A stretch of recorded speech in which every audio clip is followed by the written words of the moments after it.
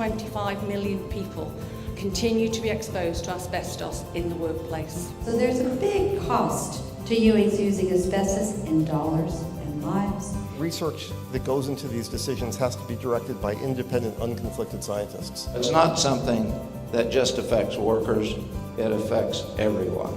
Saving one life is great, but saving many more is what I hope to accomplish. Making a profit off of people's pain and lives is wrong. We can't quit, not as long as there are hundreds of thousands of people still to be diagnosed. Ban the asbestos once and for all. This is just a little bit about my journey through malignant peritoneal mesothelioma.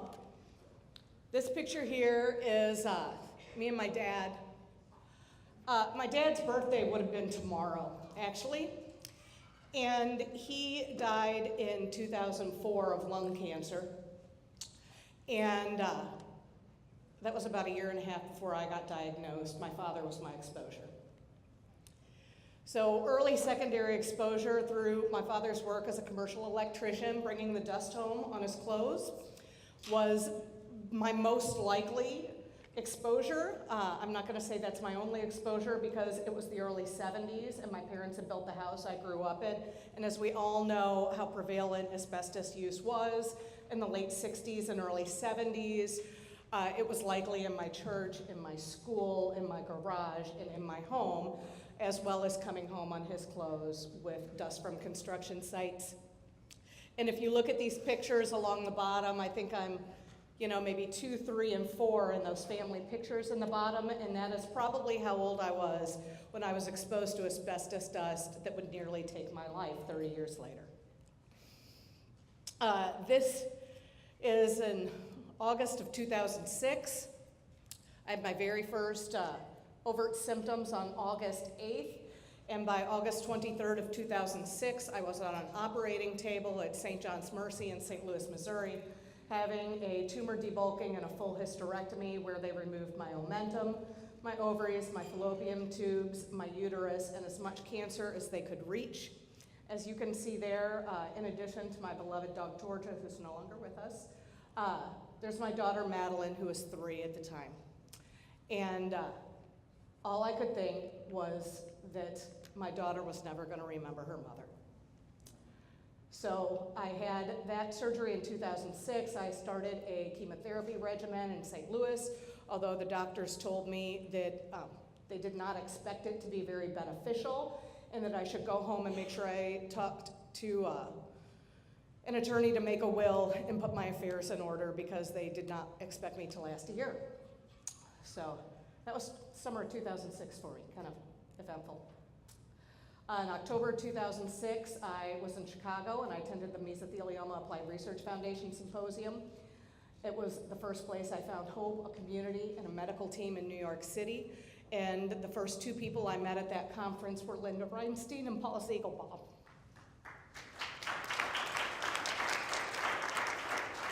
So Linda and I go way back. I'm sorry, I didn't think I'd get emotional. I've done this a bunch of times and I usually am not. I found a surgeon and an oncology team in New York City, Drs. Taub and Chabot at New York Presbyterian. And in January 2007, I had my first HIPEC surgery. That's a heated intraperitoneal chemotherapy wash during your tumor debulking. They put ports into my abdomen. I went through a chemotherapy regimen with cisplatin, adriamycin, and interferon between January and May, and then I had another surgery, another HIPEC surgery in June of 2007. And I went back in September 2007, and I mean, I had been a trooper through this treatment. Like, I gave it 150%, and it was so hard. And I went back 2 months later to have dirty scans. So, I mean, it helped, but it didn't stop it. So a year later, I started chemotherapy again, oxaliplatin. We were just talking about the oxaliplatin at lunch. It's a nasty little drug. And in November, I had another HIPEC surgery. Most people don't have more than one HIPEC. I've had all total 4 at this point. That was my 3rd HIPEC surgery with complications that left me in an induced coma for 4 days. My liver split and I nearly bled out on the table. That is the surgery that resulted in a diagnosis of PTSD. In 2009 through 2013, I just continued to go back for scans. My disease was showing very slow progression at this point, but after as many surgeries as I had, they were kind of hesitant to operate again. There's only so many times they can go in. And in February of 2014, on Valentine's Day, after that 5 years of watching and waiting, I had another HIPEC in February of 2014. And from then until the present, I've had a continued kind of watch and wait cycle. A lot of patients get to that blessed point of, they call it NED, which is no evidence of disease. I have never shown NED. I don't know if I ever will show NED, but what we strive for is I get my scans here at the NIH is no change and stable. And the fact that the best I can hope for is that my cancer remains stable is horrific. So what's not shown? The multiple hospitalizations in St. Louis for bowel obstructions, complications, the over 40 trips from St. Louis to the East Coast at a personal cost for medical treatments and scans. I pay my own airfare, I pay my own lodging. The amount of time I missed from my daughter's childhood, I can never recover. She grew up with a sick mom. Okay, she didn't grow up with a mom who could play soccer with her. She grew up with a mom who was flying to New York for chemotherapy. That's the childhood she had. And the pain and the terror and the trauma and the fear that defies words. I can't even explain it. So what do I do is what it boils down to, because I am not somebody who's gonna curl up and go away. That's not who I am. That's not who I'll ever be. So I take the frustration and the anger and I turn it into advocacy and action, because that is all I know how to do.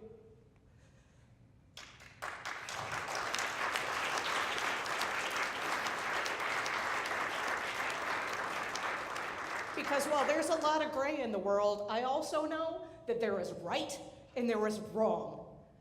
And making a profit off of people's pain and lives is wrong. And I will not stop until we have a ban on asbestos.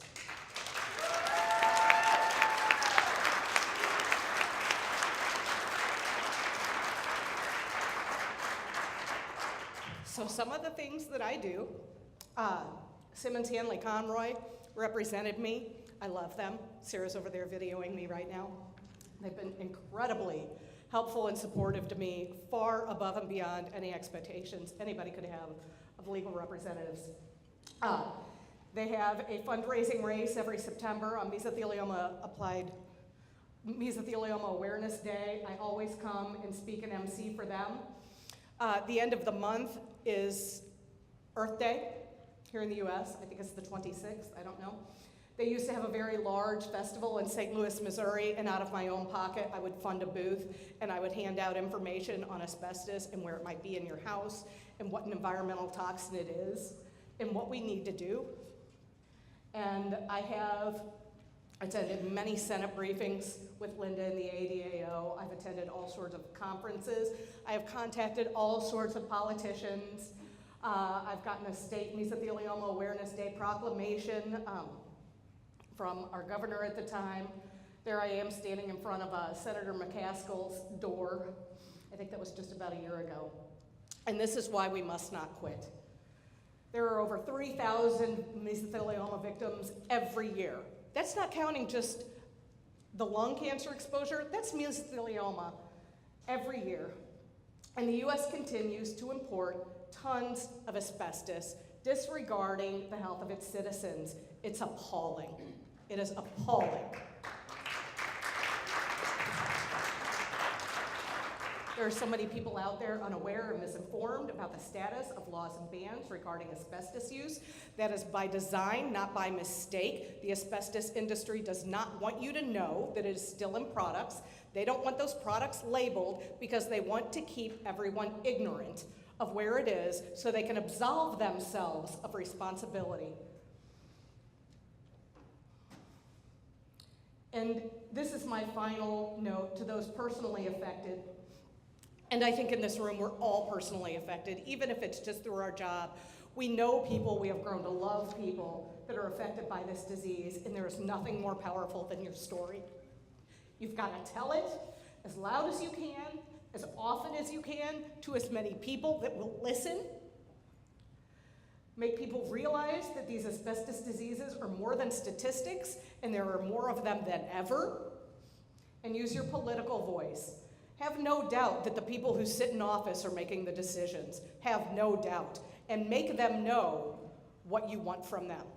Don't let them be ignorant. We gather so much information at these conferences, and the truth is that information is great, but what do we do with it when we leave? And we need to take it, and we need to use it as aggressively as we can. Because without us, our problem doesn't go away, it gets passed to our children. And y'all saw my little girl there. Although now she's 15 and a half, and I'm teaching her how to drive, and she will most certainly remember her mother. There is no question about that at this point. She also has blue hair. She's quite a charmer. But I don't want to hand this problem over to her. I owe her and her children better than that, and so do the rest of us. Thank you.